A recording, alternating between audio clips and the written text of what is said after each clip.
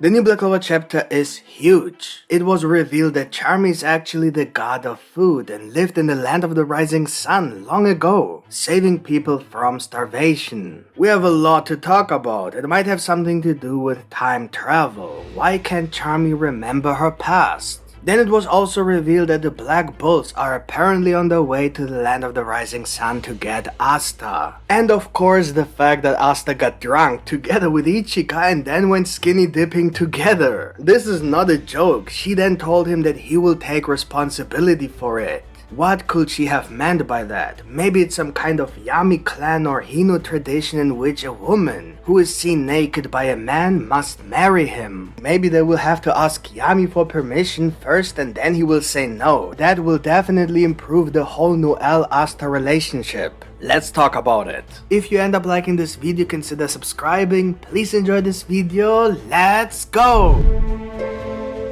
The new Black Clover chapter begins with the sky clearing and the citizens celebrating the victory over the five-headed dragon. And with that, my prediction came true that Asta will finish off the five-headed dragon with a Zedden slash that will split the sky, as the inventor of this technique did in the legends. Which, by the way, according to this chapter, could be very interesting because of how Ryo explained this phenomenon. My prediction that some kind of magic was covering the sky in the region came true. I concluded this from the fact that when Asta was lying around looking at the sky, he wondered why it was always so cloudy in the land of the sun. At that time I suspected that it was because of magic and Asta's anti-magic would break that magic. But I didn't associate it with Zedden. I thought the legend rather said that Zedden split the clouds because it was so powerful. But Ryo made it seem like Asta split the sky only because of his anti-magic, since those clouds were influenced by the dragon's magic or something like that. So could it be that the inventor of Zedden also used anti-magic? Or is maybe Asta the inventor of Zedden and it's some kind of time travel situation? Think about it. Ryo has asked Asta to try his anti-magic Zedden on bamboo grown with the help of magic. So it could be that at this point, Ryo has already planned for Asta to free the land of these clouds, because he may know that the inventor of Zedden actually used anti-magic and split the clouds in the same way back then. And so to test this idea, he asked Asta to attack the bamboo created from magic. It's an interesting idea. Ryo thanks Asta for saving the country and then we see his Tengensu eye brighter than in the last chapter. We can now clearly see the difference, but it is still not a reason to cover it up, in my opinion. It doesn't look like anyone is afraid of this eye. It actually looks quite nice. Also, we can see that Ryo has the ability to turn off his Tomo symbol ability that allows him to see things that are happening right now. So the ability is not always active.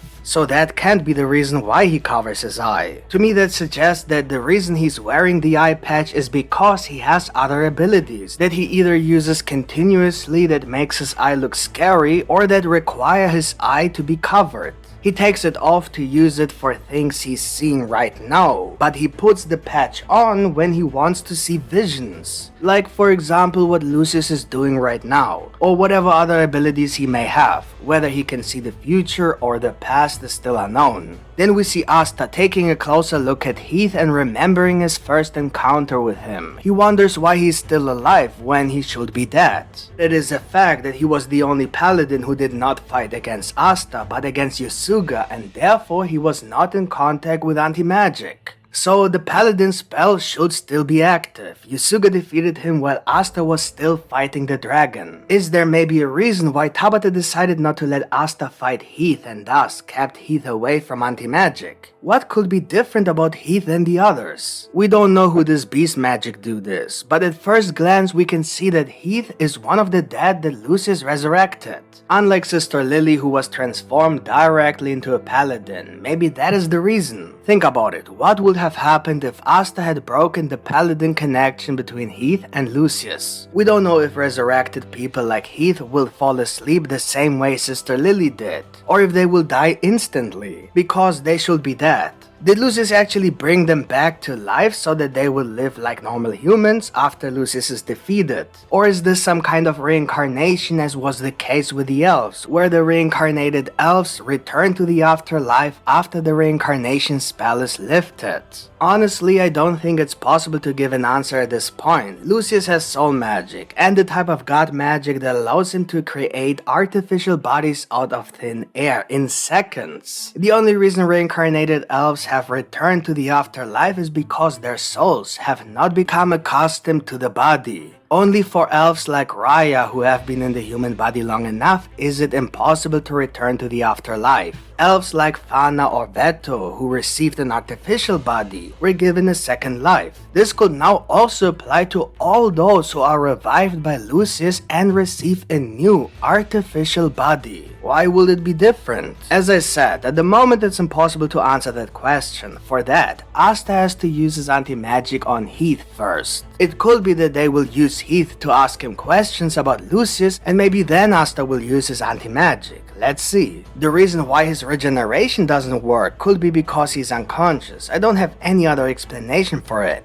Rio then reminds Asta why Heath is alive. Sister Lily explained that Lucius now has a god type of magic that is still incomplete, but is already able to bring the dead back to life. This is the Undying Body spell. Asta asks Rio if there really is no way for him to return to the Clover Kingdom at the moment. To his disappointment, it seems impossible, but Rio reassures him that the Black Bulls are currently looking for a way to bring Asta back, so he has no choice but to trust and wait. Some of you may remember that I predicted that the Black Bulls might come to the Land of the Rising Sun, but I just don't understand why they can, but Asta cannot return. Why could Yami escape in a mere fishing boat but not Asta? What about the Paladins and now the Black Bulls? It's just weird. Of course, Yami could have simply lied or can't remember, and in truth, he was actually teleported to the Clover Kingdom. Just like Asta was teleported to the Land of the Rising Sun, maybe even by the same person. Asta has already suggested that everything Yami said didn't seem to make sense, so maybe it's really much more complicated to leave or enter the land. For example, it only took Asta a few minutes to get from the Clover Kingdom to Spade Kingdom, by just flying really fast. And now, almost 2 years later, and after training in the Land of the Rising Sun, he should be much faster, especially since he can use his Devil Union even longer. So theoretically, it would only take him a couple of hours at most from Hindu Land to Clover Kingdom. During his break, he could still fly on his sword. The point is that it shouldn't be impossible as Rio makes it seem, unless Tabata is extremely realistic here, and the reason Asta can't return is because he has no compass. And the open sea can be confusing. If the explanation is so simple, why didn't Rio just explain it to Asta like that? Then he would stop asking this all the time. I don't know if y'all noticed, but Asta has already asked this question about 5 times. I think even Asta thinks it's kinda weird, which is why he asks so many times, and maybe he just tries to be polite. We shouldn't forget that the Land of the Rising Sun in Black Clover has a very complex history, as will become even clearer in a moment with the whole Charmy story. This land is heavily influenced by magic. For example, this dragon is responsible for those clouds that took the sun away from the people, but also the magic that entered the sea and made it black and stagnant, while even connecting it to the underworld by distorting time and space, not just symbolically, but literally connected to another dimension. We saw Yami fish out a demon fish with horns. It was basically a normal puffer fish, but just demonic. The fact that we are dealing with different dimensions here could be an indication that it is perhaps simply impossible to leave or enter the Land of the Rising Sun in the conventional way. We know that Asta could only get to the Land of the Rising Sun because he was teleported. Yami probably lied, and the 3 paladins could have used Beelzebub's space magic. Let's be honest, can we really say that the paladins flew to the Land of the Rising Sun? If they flew, then Asta could do the same. Nacht also considered not only the possibility that Asta might be in a faraway country, but possibly in another dimension. If this could be true, it will definitely explain why Ryu never tried to stop Lucius' plan, even though he can see everything with his eye, simply because he can leave the Land of the Rising Sun without someone who can use very powerful spatial magic. I've been wondering all along why the Risen didn't interfere in the Spade War, even though Ichika could almost easily defeat Asta in his Devil Union. After 1 year year and 6 months of training, so the Raizen could have stopped the Clifford ritual with ease before it even started, and yet they did nothing. This has always been very strange and made Ryu very suspicious, but if he can't leave the country, all this makes sense. If that is true, then the person who teleported Yami should no longer be in the land of the rising sun, and as I said, it may be the same person who teleported Asta to the land of the rising sun in the same way. Maybe Astaroth. Maybe it's a spell activated at a certain time that will fit the time attribute. Teleportation, however, does not fit the time attribute, but perhaps it's a combination of magic used at the time with the help of a spatial magic user. Maybe even Beelzebub, who knows. No, there are some possibilities. Either the Black Bulls will physically arrive, which would be odd, not gonna lie, since Asta should have been able to do the same, but Ryu said it's impossible. Or they will somehow find out where Asta is because maybe the person who teleported Asta left a clue that tells them where Asta is and how to get there. I mean, how else will they find out that Asta is in the land of the rising sun? They can't just search the world, this takes ages. It should be pretty obvious that Ryu and the Raizen 7 will be part of the final war in the Clover Kingdom, so there must be a way for them all to somehow leave the land of the rising sun, which again seems strange to me if the solution turns out to be a boat. Then why didn't the people from the Hino land just use a boat themselves? After all, they literally live off fishing. Sure, the stagnant sea could be a problem, but that also only affects the Goshu area. The chapter continues with a big party. Everyone is celebrating the victory. Asta has literally become a hero. It wouldn't surprise me if they started making merchandise about Asta like they do with Charmy. Yes, it's literally Charmy, it seems. More on that in a moment. That's really insane. We see Ichika talking with Ryu. She's trying to get confirmation from Ryu that it was indeed her who wiped out her clan, and not her big brother Yami. I don't think she's trying to make sure it's actually true. I believe she knows it's true. She rather confronted Ryu with the truth and let him know that she knows, and wanted to see what he had to say about it.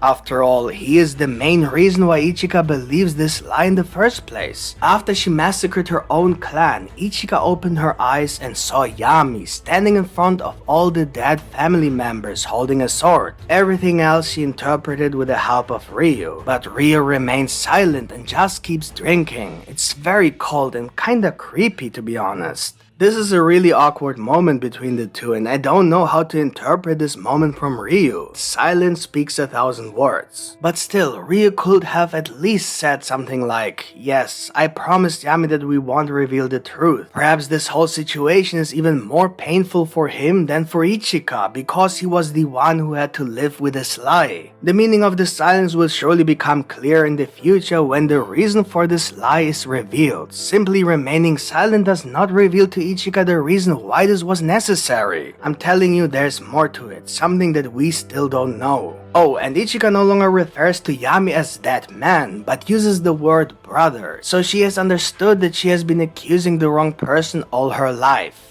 We see Asta drinking sake and being quite drunk. He's completely and utterly hangover. He is wasted. Ichika sits down to drink with him and apologizes for calling Yami names. Asta says he knew it was a misunderstanding and it's great of Ichika to admit it. Ichika says he's pretty cheeky for someone so young and leaves. Asta asks if they don't want to drink and eat together, but Ichika leaves because she needs a bath. Oh yes. The best moment of the chapter. The other Raizen then join Asta with more food and more sake, served by the Uchami doll. Here's where it gets really crazy, listen up. Asta asks again what's up with all the Charmy stuff we've seen all over the land of the rising sun, like the protective stones that are used in Japan to protect travelers, or the merchandise items, and of course the tea serving doll. They reveal that Ochami, you see the name is very similar to Charmy, is the god or goddess of food, who saved the people of the land of the rising sun from a great famine long ago. Thanks to her, they can now eat all these delicious things. I will definitely have to make a separate video about this because it's a big topic, but here's the basic idea. It's either Charmy or it's not. Sounds simple, and it is, but when you dig deeper, it's actually a lot more complicated. If it's not Charmy, then it simply has to be one of Charmy's ancestors, either from the human side or the dwarf side. So either the dwarves are from the land of the rising sun, or Charmy has human ancestors from that land. Basically, it looks like the people of the land of the rising sun consider this god of food to be very unique, which makes it seem like there was no other being in the land similar to the god of food. Otherwise, they probably wouldn't refer to her as a goddess. The name of this goddess is very similar to Charmy, but in Japanese form, so it could very well be that it is indeed Charmy and these people have simply translated her name into Japanese. Of course, name variation could also refer to parents. In anime, it's often the case that names are slightly modified from the parents. For example, Goku, Gohan, Naruto, Boruto, you get the idea. But if it is indeed Charmy and not her parent, then it will probably explain something very interesting about her that she might have in common with Yami. Both either lie about their past, can't remember, or have false memories, while both also seem to be connected to the land of the rising sun. You will see what I mean in a moment. Charmy was very surprised to find out that she is a dwarf hybrid, which means that she doesn't know her dwarven parent and the other parent never mentioned them either. But this is very strange and rather suggests that Charmy grew up without parents or can't remember her parents. Now you may wonder why I consider the possibility that she doesn't know her parents. Just because she doesn't talk about them doesn't mean she doesn't know them. There are many characters in Black Clover who don't talk about their parents, but that doesn't mean they don't have parents or don't remember them, right? Let's consider the Black Bulls as an example. Asta is an orphan who grew up in the Hage Church. His mother Lysita died. We know Noct's parents, they died against Lucifugus. Gauche's parents died probably murdered by those who were after the family money. We know he was noble. Zora's father was murdered by his Purple Orca comrades. Finral's parents are alive, attempting a forced marriage for him and his younger brother to strengthen their position in the Clover Kingdom. Gordon's family is alive and made a pact with Megicula to spread the curse. Noelle's mother died against Vanica. Vanessa's parents are unknown, but it doesn't matter anyway because the point is that Vanessa had a home and a person she considered a mother. Gray's mother died and her father married another woman and later died as well, leaving Gray alone with two stepsisters and a stepmother. Magna is, as far as we know, a peasant who lived in a small village. He's probably an orphan just like Asta, or he lost his parents when he was younger. But that doesn't matter either, he has a place he calls home. Then we also have Luck, his mother died. The next one is Henry. Due to his illness, he was left alone by his family in his family house, which later became the Black Bull base. It has been confirmed that Sakura is the daughter of a noble family who served the Prince of the Clover Kingdom 500 years ago, Lumiere Silvermillion. And Yami also has a family and a home, but for some reason he lied about it, or maybe his memory were manipulated and he can't remember the truth. In this respect, he could be very similar to Charmy. Charmy's past is actually much more mysterious than Yami's, even Asta's or Yuno's. I would even go so far and say it's the most mysterious past in the entire series. There's nothing we know about her. Do you know how Yami found and recruited her? He literally caught her in one of his traps that he used for wild animals. She was eating animal food, probably raw meat. This is so weird. And now the important part, that was just recently revealed. And now Tabata is finally starting to reveal Charmy's past. What I'm trying to say is that there must be a connection as to how Charmy could have been alive all those years ago as the god of food and why Yami found her like a wild animal with no memory of her past. Maybe she is the reincarnation. This idea was actually hinted at in the elf reincarnation arc when she had that food stain on her face and everyone thought she was a reincarnation possessed by an elf. Maybe that was simply a foreshadowing. Also, Rill called Charmy a goddess, so that was definitely a foreshadowing as well. But I believe the people of the land of the rising sun simply worshipped her as a god. So not that she really is a god.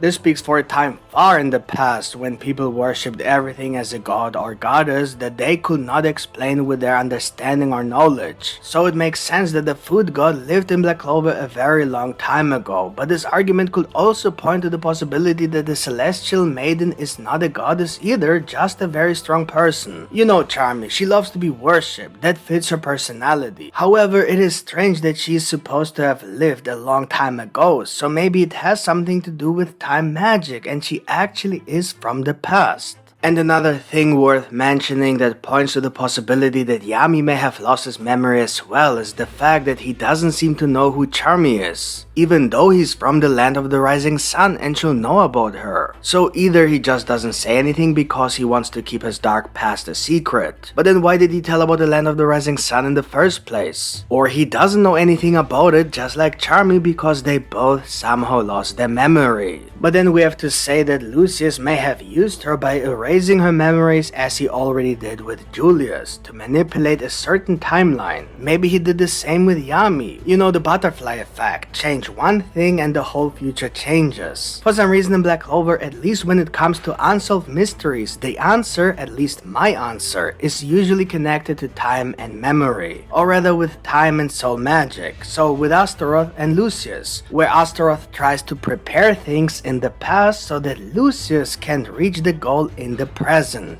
or in the future from Astaroth's point of view. As I said, of course, these are just my theories, but I have no other explanation how these strange things happen again and again and again, so many times in Black Clover, and now again, this time with Charmy. In case you didn't understand what I mean, listen. You know, I think if Astaroth had the ability to see the future as Lucius does now, because it's Astaroth's magic, he would have to have seen the future thousands of years ago, long before Lucius was even born, and knew that Lucius would steal his magic. So of course he would have had to do everything he could to stop him. Whether Astaroth has good intentions or just out of pride, it doesn't matter. I have given many examples of this. The 5-leaf clover grimoire, the elf reincarnation, the dungeon with the sword and the scroll, the Tengensu, that Asta and Yunu grew up in the same church, and many other things. Just watch the video here, I put the link in the comments. And now I think that Charmy might also be a key point in Astaroth's plan to defeat Lucius in the future, and also for Lucius to enter the timeline he deems necessary to achieve his goal. While that was considered by Astaroth in his prediction because it created that one timeline where Lucius actually loses. So Astaroth could have brought Charmy from the past, where she was the goddess of food in the land of the rising sun, into the future, knowing that Lucius would use it to create the timeline that he believed would lead him to victory, by erasing her memories and indirectly getting her to join the Black Bulls, just as he sent Asta, for example, into the dungeon, so he could become stronger and defeat Lucifero. So it's as if Lucius is doing things that Astaroth wanted him to do, which is why so many things that are in some way connected to Lucius, whether confirmed or suspected, also have hints of a possible connection to Astaroth, such as the reincarnation of the elves that took place 500 years after the spell was activated and involved William, who turned out to be the key to Lucius' plan to create the Clifford. Or the fact that apparently a dark magic, dark in the sense of a dark color, it's not confirmed that it's literally dark magic, has entered the Sea of Goshu. It was mentioned that this event caused a time and space distortion. Perhaps the entire land of the rising sun was brought into the future. We don't have any explanation for this Black Sea and how much time and space was really distorted. The space aspect explains the connection to the underworld, but what about time? In any case, there's again the time attribute and again the connection to Lucius through Yami. Just as now Charmy apparently lived a long time ago and then joined the Black Bulls, who had many members important to Lucius' plan. Nacht the spy, Yami the source of the Clifford, and Asta the weapon to defeat Lucifero. As I said, I will have to make a separate video about it. The topic is too big and too complicated. Let's quickly finish the chapter review. Yusuga tells Asta that next time he wants Asta to introduce him to a strong woman from his country and one who uses fire magic. Asta immediately thinks of Mary Leona. Not gonna lie, I wouldn't mind if they actually ended up together. In fact, I think that's going to happen. Asta gets sick from all the sake, so Deizamon takes him to the hot spring but forgets that it's the girl's time right now. Before he could check if it was the boy's turn, Asta had already rushed into the bath, where he then met Ichika. Asta is naked, Ichika is naked, this is hilarious. But Ichika just blushes and covers her chest. Asta then runs away. The next morning, Ichika greets Asta with a good morning, and Asta immediately apologizes. However, she tells him that he will take responsibility for his actions. And Asta is just confused about that. I'm not familiar with the old Japanese traditions, but in many anime there's this running gag when a woman has been seen naked by another man and she then says things like, "Oh, now I can't get married," or something like that. That happens in many different series. It probably has something to do with the Japanese culture, but rather an old tradition, certainly nothing in modern times. However, the Hino land in Black Clover is not modern. I will look into this issue. Maybe responsibility actually means that Asta has to marry Ichika because he saw her naked. If it is not Japanese, then perhaps it's a tradition in the Yami clan, or perhaps in the region of this country. What else can responsibility mean? She could of course just beat him up or something, but that somehow doesn't fit the word responsibility. The word revenge would fit better. However, Ichika's reaction in the bath doesn't really fit revenge, but rather responsibility. Responsibility has to do with moral, legal, and mental accountability. Getting beaten up is not really responsibility. And if it really is revenge, why doesn't she just beat him up right now? And the fact that Asta is so confused about this whole responsibility thing actually speaks to something much deeper. This scene doesn't look like it's just going to be a serious fight. I think there might be more to it. Maybe he really needs to marry her but can only do so if Yami, as her older brother and only relative, allows it. But Yami will then say no, and so Asta will be freed of that responsibility. Maybe this will then give Noelle the wake-up call she needs to actually ask Asta out. But let's wait for the official translation. What do you think of this new Black Clover chapter and my chapter review? Let me know in the comments. I would really appreciate if you would leave a like, and if you want to see more Black Clover content, then subscribe to this channel with the notification bell activated for weekly Black Clover content, chapter reviews, and theories. Thank you for watching and see you next time. Bye.